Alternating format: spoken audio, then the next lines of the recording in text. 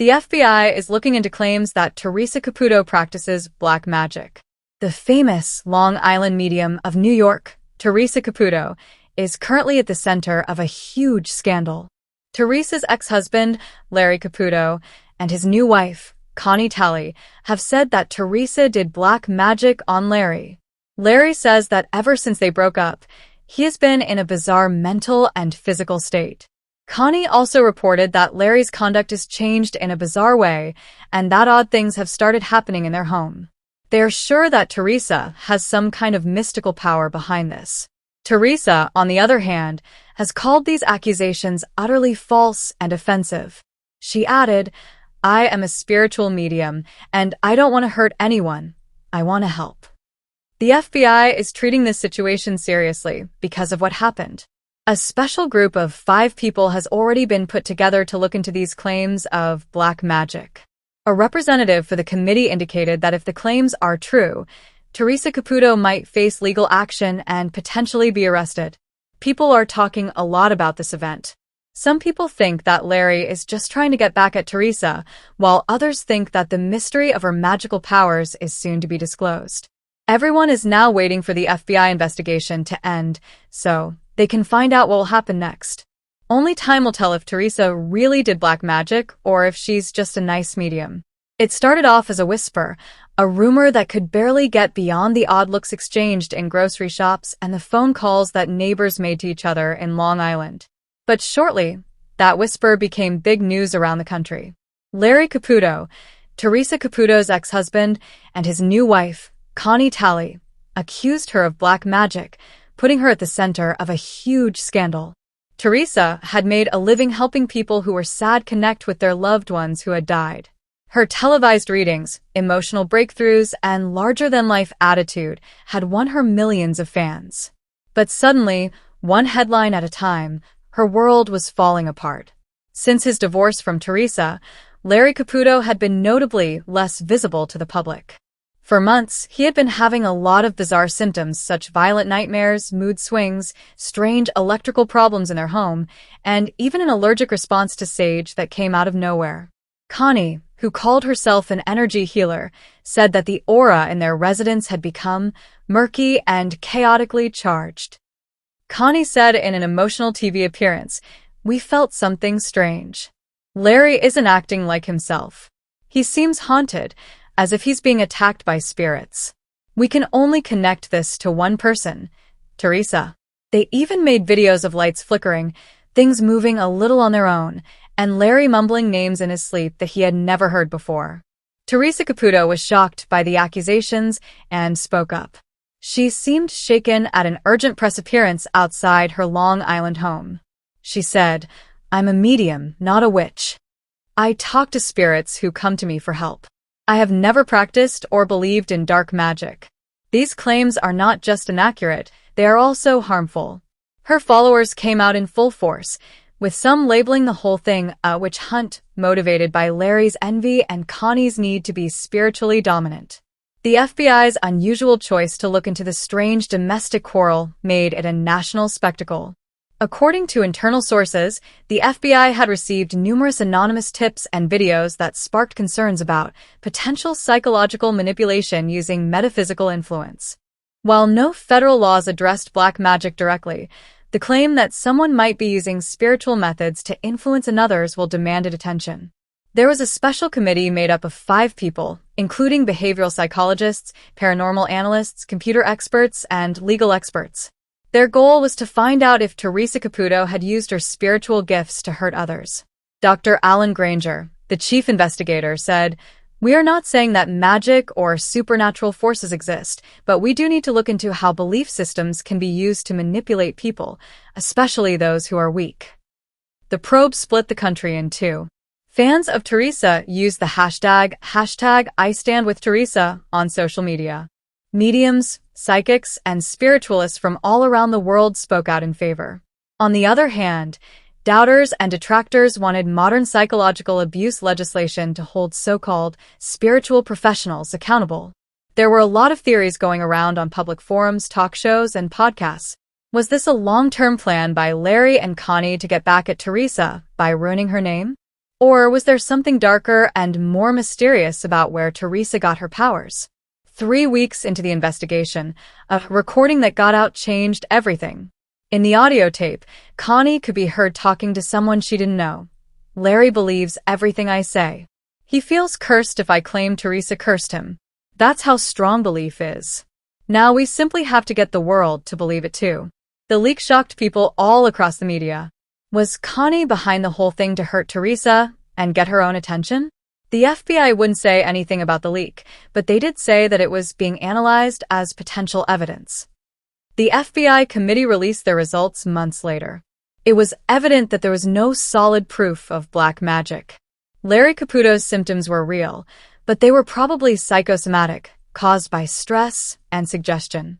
There was no misconduct on Theresa Caputo's part. Theresa remarked on TV, with tears in her eyes, "I forgive them. They were hurting, and people sometimes lash out when they don't know what's going on." But the harm had already been done. Her brand suffered a damage. There were fewer bookings. Some followers doubted everything. Some, on the other hand, stayed quite faithful. Theresa went back to her profession quietly months after the case was over. She exclusively did private sessions now, away from cameras.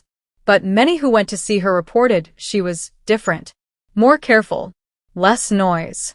Like she had seen something on the other side of the veil, not just spirits, but also shadows of human mistrust and betrayal.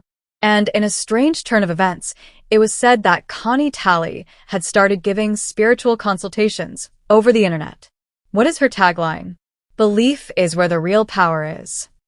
But Theresa Caputo got a call from a woman named Karen Rayleigh, a heartbroken mother from Vermont, on a normal fall afternoon. Karen had watched Theresa on TV, and even though she was doubtful at first, she felt something deep inside her telling her this was her last chance to be better. Her son Tyler had died in a vehicle accident barely a year before, and she had seen it happen and could never forgive herself for it. When Karen got to Theresa's private reading, she appeared weak, as if every breath she drew was a fight. Theresa closed her eyes as they sat down, and right away she felt a flood of energy strike her. "I'm getting a young masculine energy, strong, sudden passing," he said. "Tell my mom to stop punishing herself." I never blamed her. Theresa opened her eyes, and tears were already forming. Karen gasped and shook her hand over her heart. "That's Tyler, my son. He died while I was holding him. I attempted to pull him out, but I couldn't save him. I let him down." Theresa leaned forward slowly. He's saying, "Mom, you did everything you could. You didn't do anything wrong. I wasn't afraid. I wasn't in pain." Theresa's voice changed a little, like if Tyler were speaking through her. "You sung to me till I fell asleep. That was the best thing you could have given me." Karen broke down and cried, her sadness flooding forth. For so long, she had felt guilty about that night, going over it in her head again and again, wishing she had driven slower, left earlier, or done something else. But there was a message here that was raw, detailed, and very intimate that no one else could have known. Theresa went on, her eyes gentle with understanding. "He's also showing me a small blue elephant plush animal. Was that important?" Karen's eyes got big with shock. That was his favorite. Every night until he was 12, he slept with it. "I still have it on my bed." Theresa grinned. "He says to me, 'I see it. I love that you retained it.'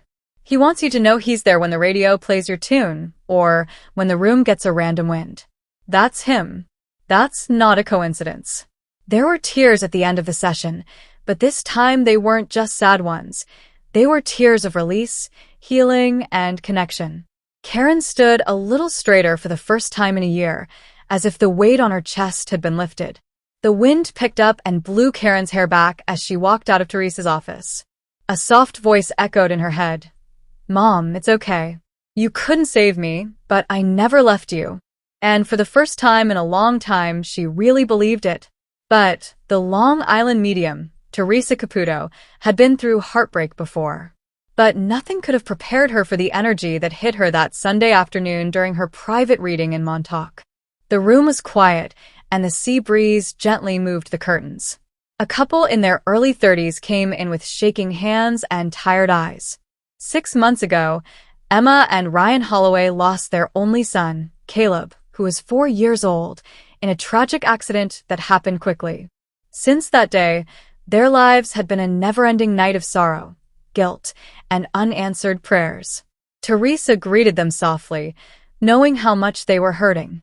She said softly, "I don't know what will happen today, but let's trust that Spirit always knows what you need." Theresa closed her eyes and reached out to the other side as the session started. She gasped and put a hand on her heart almost right away. "There's a little boy here with blonde hair and a big smile. Oh, he's showing me dinosaur pictures. A lot of them.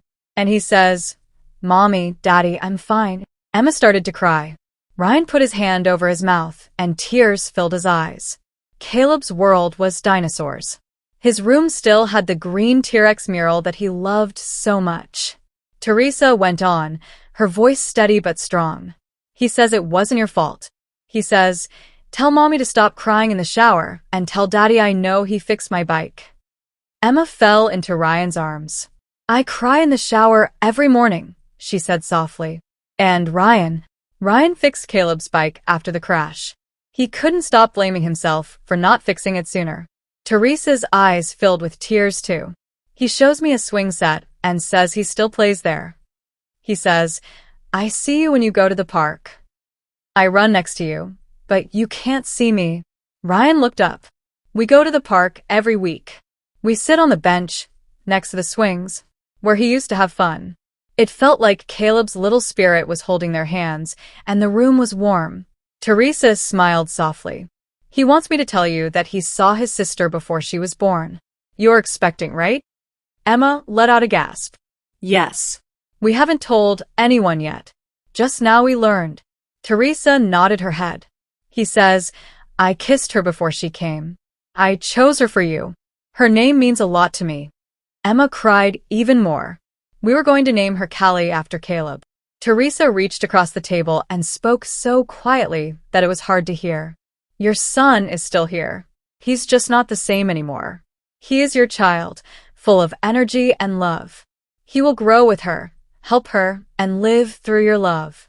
Theresa smiled and closed her eyes one last time before the session ended. "He's hugging you. A big, strong hug that is very tight. And he says, 'Stop being sad. I'm always here.'" The wind outside picked up a little and rustled the leaves as Emma and Ryan left. The air felt light. The Holloways weren't sad for the first time in months. Caleb's message gave them something that no one else could: peace. A feeling of still being connected. A chance to take a breath again. And in a place outside of time, a little boy named Caleb giggled, swung higher into the sky, and knew that everything would be fine with his parents. But Jessica walked into the Long Island Medium studio on a cold October morning, holding a worn-out picture of her mother. Her hands shook not because of the cold of fall, but because of the years of unresolved grief that had made her life a never-ending question mark. 17 years ago, Diane Matthews, her mother, died in a way that raised questions. It had been decided that the case was an accidental overdose. But Jessica never believed it. Not after her Aunt Cynthia, who was also her mother's sister, cut all ties and disappeared from their lives right after the funeral. Theresa Caputo greeted Jessica with her usual warmth. But as soon as she touched the picture, her face changed. "Oh, honey, your mom has been waiting a long time to talk to you."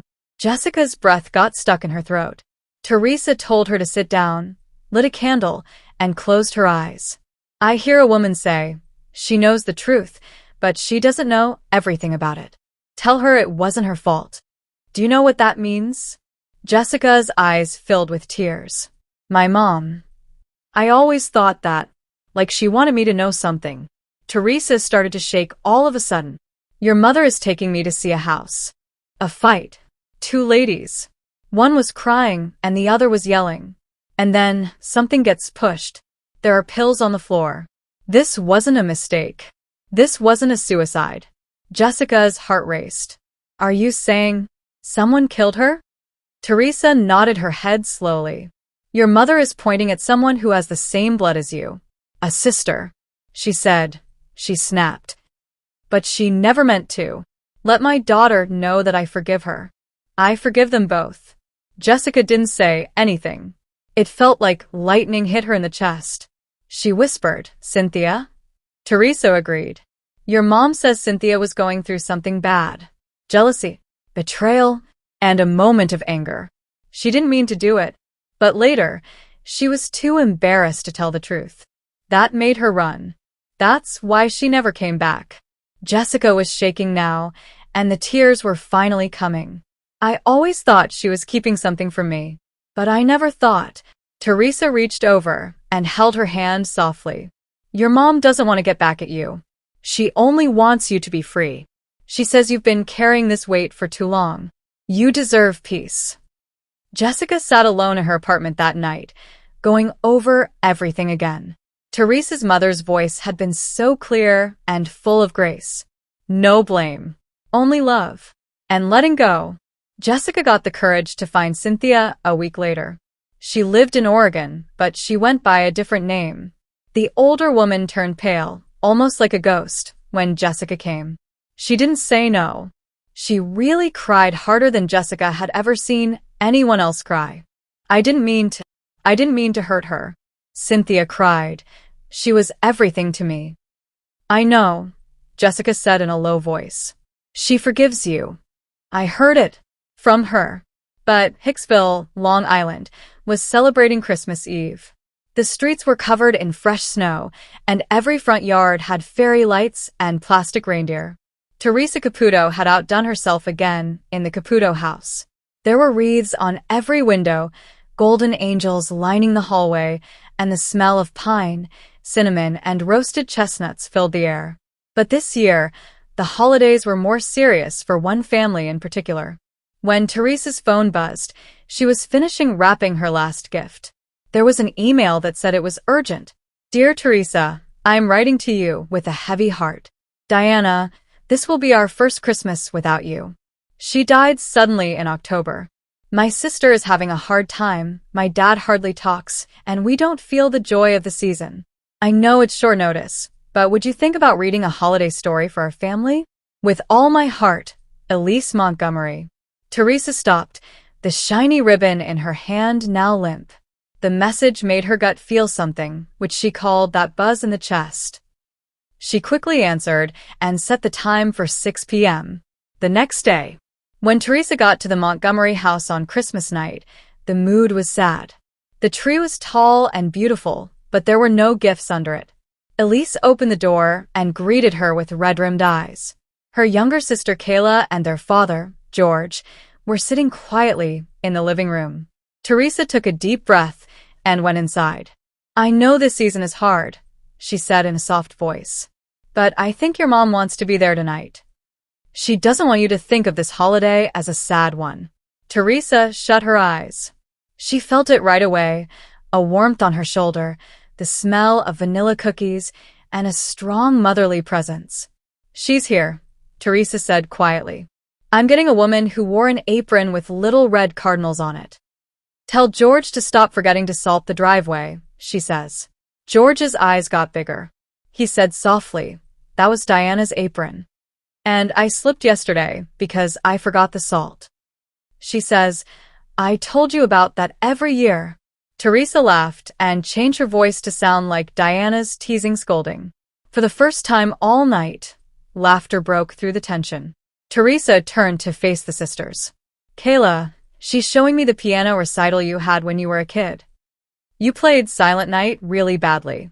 Kayla gasped and put her hand over her mouth. I was 6. I messed up the whole song and cried on stage. She says she was never prouder, Theresa said, her eyes shining. She is showing me a snow globe for Christmas. Did she give that to one of you? Elise nodded.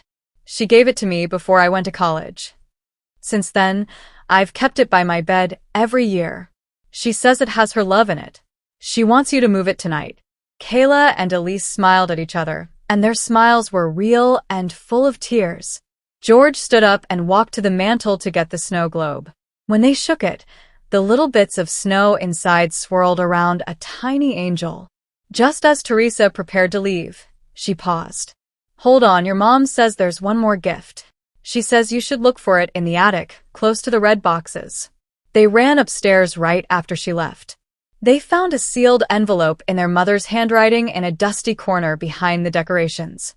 There were handwritten letters inside, one for each of them, dated just a few weeks before she died. The letters were full of memories, love, and one last message. I'll always be there for you, no matter what. Especially during the holidays. Hello, lovely viewers. Welcome to my channel. I'm Mina, and I hope your day is going well. Don't forget to subscribe to the channel if you like the video.